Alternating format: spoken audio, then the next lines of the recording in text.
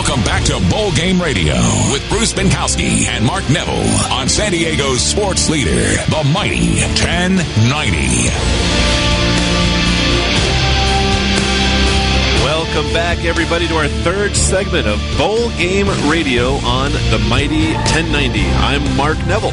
And I'm Bruce Binkowski, and you're listening to Bowl Game Radio every Wednesday night between 6 and 7 o'clock right here on the mighty 1090. And a reminder that Bowl Game Radio is brought to you in part by San Diego County Credit Union. It's not big bank banking, it's better. And MJE Marketing, creative, connected, and always curious. Visit mjemarketing.com. And we're talking about the San Diego County Credit Union Poinsettia Bowl, Thursday, December the 26th at Qualcomm Stadium, and the National University Holiday Bowl, Monday, December the 30th. And by the way, don't forget to like us on Facebook. Follow us. By the way, this is my favorite part of the show, is listening to you talk about the social media stuff. And honestly, I really don't have a clue, but I'm going with it. Just read it and you'll be Don't fine. forget to like us on Facebook. What is Facebook? Follow us on Twitter using @Holiday Bowl Game or @Poinsettia Bowl. And now we're on Instagram. Look for us at SD Bowl Games. What's Instagram? Actually, that is one I don't know much about. I know you take pictures and stuff like that. All right. But... And by the way, you can listen to interviews and segments from Bowl Game Radio on YouTube. Simply go to our websites, holidaybowl.com and poinsettiabowl.com. And by the way, we're live from Qualcomm Stadium, Club Lounge 5. And why are we here, by the way? We are here because we had a big committee meeting prior to, and we had all of the volunteers, or many of the volunteers of the San Diego Bowl Game Association talking about the upcoming games and all the events we do. And now we're here to talk some Big 12 football. That's right. So we were just joined by Coach Ted Tollner, and we talked a little bit about the team selection process. But we kept the Big 12 aside because we're going to be joined now by Jake Trotter. He's from ESPN.com. He covers the Big 12. He spent 4 seasons covering Oklahoma football for the Oklahoman before joining ESPN.com in 2011. Jake, welcome to the program. You're on with Bruce Binkowski and Mark Neville. Bruce, Mark, what's going on, guys? Man, you guys are everywhere. Instagram, YouTube. Very impressive. Do you YouTube? I mean, I use YouTube. I don't have my own channel. Yeah. Well, Jake, this is Bruce Binkowski, and I'm the old-timer here. And honestly... By the way, Jake, he's really an old-timer. And I really don't understand this new social media thing, but I do know it is really big deal, especially in the media. You guys are talk about being everywhere. You media guys, there used to be a time when you would be just writing stories for print media. Now you're on 724. By the way, Bruce, read that because this is important for Jake. Oh, you can follow Jake Trotter at Jake_Trotter and on ESPN's Big 12 blog. So that's what you do, Jake. There you go. All right. Congratulations. And Jake, welcome to joining our show. We really appreciate it. We're going to talk a little Big 12 football here. So here we are halfway through the season. Texas Tech and Baylor are the undefeated teams. Oklahoma has 1 loss. Who do you think is the class of the Big 12 at this point?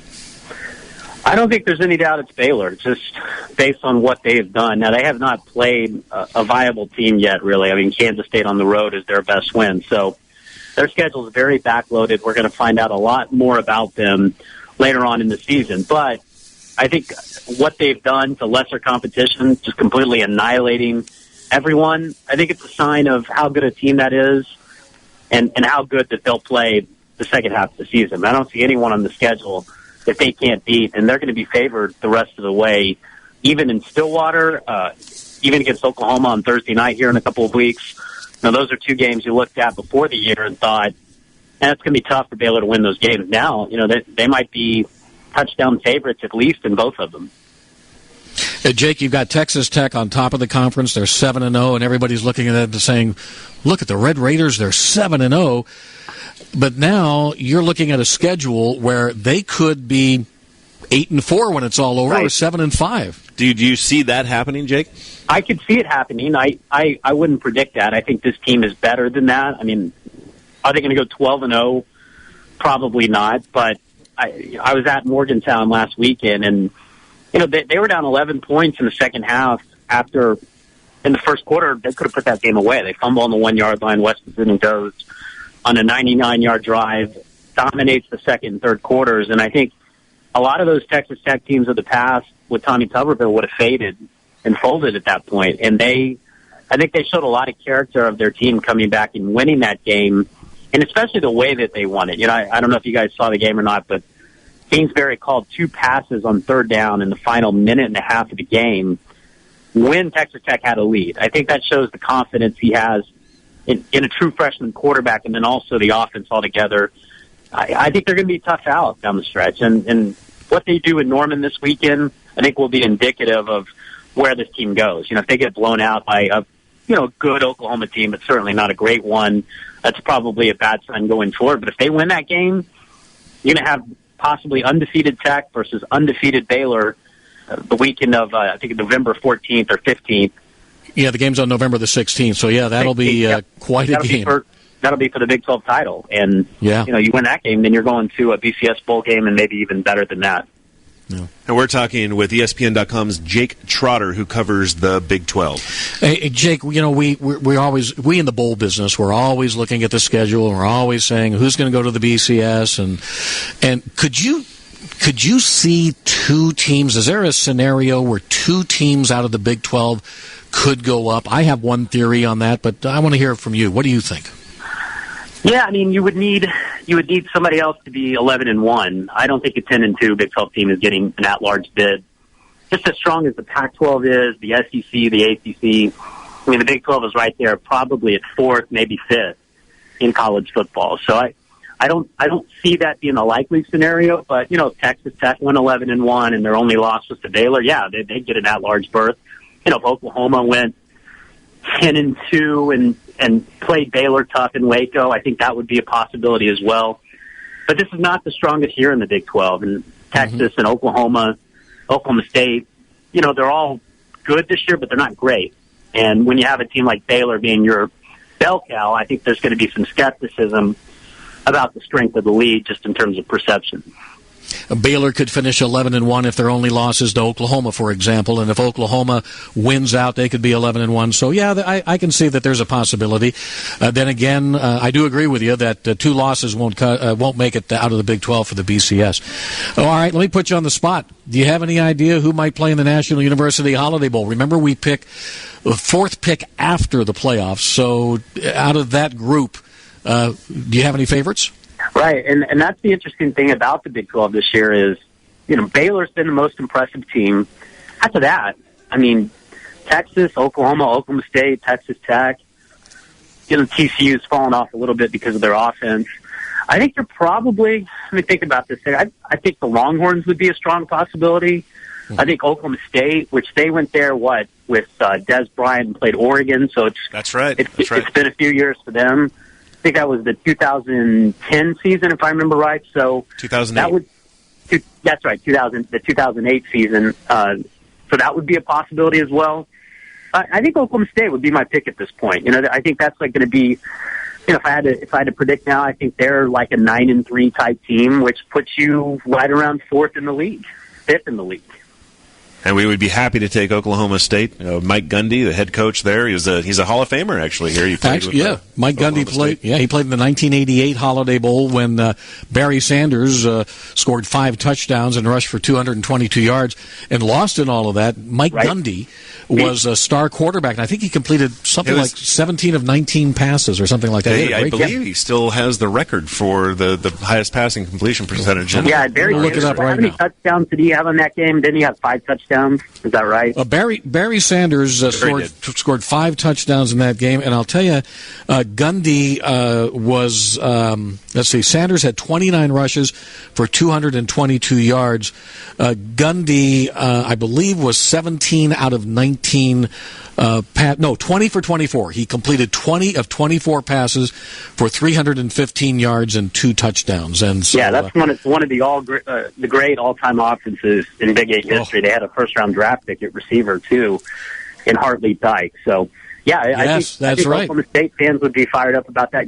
This would be a year where the Sooners would be a possibility as well. You're looking at their schedule. Even if they win this weekend, they still got to go to Baylor. They still got to go to Stillwater. If they were to lose those 2 games and finish 9-3, I think they would be a possibility as well, just kind of depending on how the rest of the league shook out. Maybe even 8-4. So, I think you're going to get a pretty good program out there just because of how wide open the league is. I mean, the fifth-place team in the league this year might not be that far off from being the best team in the league. Well, that's good to hear. This is Bruce Binkowski along with Mark Neville. You're listening to Bowl Game Radio on the Mighty 1090 every Wednesday night from 6 until 7. We're talking with Jake Trotter. He covers the Big 12 for ESPN.com. And Jake, you mentioned the Oklahoma. They did have that one loss, and it was to Texas in the Red River rivalry. Did that game surprise you at all? It did surprise me. You looked at it was more about Texas than I think Oklahoma, because Oklahoma, they were out Jordan Phillips, their best defensive lineman. They were without Corey Nelson, their best linebacker. They'd been a little bit shaky at quarterback and throwing the ball. But you look at Texas, they're coming off that Iowa State game with Case McCoy, and they just don't seem to know who they are, and they were lucky to get out of that game, and they just had played like junk all year. And who would have guessed they finally figured out who they were in the Cotton Bowl. They finally found their identity, and that was pounding the ball between the tackles with Jonathan Gray and Malcolm Brown. They have the most experienced offensive line in the league, and then that takes pressure off Case McCoy to make plays downfield. And that's, they only threw the ball, I think, like 21 times in the game. I think that's perfect for McCoy. He's not Colt, but he can be a very effective passer when he's got man coverage on the outside. So it'll be interesting to see what they do in Fort Worth this weekend against TCU, because I think that's going to really dictate whether that OU performance was a one-game anomaly or this Texas team, might be rounding into form at the right time. Texas has been really interesting to follow. They had the loss at BYU. They fired the defensive coordinator. They lost to Ole Miss, and now they've rattled off 3 wins. Where do you see them ending up in the season? That's a great question. I don't know if anybody really knows. And again, I think I'd have a better feel for it after the TCU game. I mean, that's a game they should win. TCU cannot score. In terms of entertainment value, that's probably not a team you want in the Holiday Bowl. They're just totally inept offensively. They have a great defense, though. But if you score 14 points against TCU, you got a pretty good chance to win. I would think Texas could do that. I was surprised they weren't favored in this game, but again, Texas over the last 4 years, it's just good luck figuring that program out. They have all the talent in the world, 19 starters back from last year, ton of experience, and they just sometimes don't play like it. And they played like it in the Oklahoma game. If they play like it the rest of the year, this could be a team that could, maybe not run the table, but definitely win 9 games. And everybody who's been calling for Mac Brown's head have stopped for a while, but if they lose the TCU game, then the outcry again will be, well, Mac Brown doesn't know what he's doing. So, right. It's hard to live on that roller coaster, but Mac Brown can, if of any coach that I've ever met in my over 35 years in the business, Mac Brown seems to be able to handle those criticisms better than just about anybody. He's handled everything really well. Earl Campbell, the all-time Texas great running back, I said something to the degree before the OU game that they needed to make a change. And you saw, with Tommy Frazier saying the same thing about Bo Pelini. Pelini basically said, we don't need Tommy Frazier. And the way Mac handled it was so classy. He just said, Earl's welcome here anytime. I don't agree with him, but, we love Earl. And, let's face it, it's not been easy to be Mac Brown the last couple of years. And I don't know that anything short of running the table can save his job at this point. But if they were to go, 9-3 to beat Oklahoma, I think that would leave a very, very positive taste in everyone's mouth about the Mac Brown era, which has been pretty good. A national championship, a national championship game, a couple of Big 12 titles, and a lot of wins. Jake Trotter from ESPN.com covering, and we're talking a little Big 12 football. Thanks so much for joining us. We hope we can talk with you again later on down the season. Yep, no problem, guys. Anytime. Good luck with all the social media. Oh, yeah. Well, speaking of social media. Okay. Speaking of social media. Can I do it? You know what? Yeah. You can follow Jake Trotter at Jake_Trotter and on ESPN's Big 12 blog. Jake, thanks for joining us. Thanks, guys. Take care. All right, you too. And a reminder, the San Diego County Credit Union Poinsettia Bowl is Thursday, December 26th, here at Qualcomm Stadium, featuring the Mountain West and Army or a MAC team. Right, team from the Mid-American Conference. And then Monday, December 30th, the National University Holiday Bowl, Pac-12. And, of course, we were just talking all about the Big 12 possibilities in the game. Once again, Monday the 30th. And, by the way, kickoff time, 7:15 for the holiday, 6:30 for the poinsettia. So it's a great opportunity around Christmas time to bring the family, enjoy the fireworks, the marching bands. It's going to be a lot of fun this December in San Diego. And so, Bruce, you want to take a little break here, stretch out, get ready for our fourth and final segment? And if you'd like to give us a call and talk to us in our final segment, please give us a call at 858-457-1090 or 877-792-1090. And you're listening to Bowl Game Radio on the San Diego Bowl Game Media Network and the mighty 1090.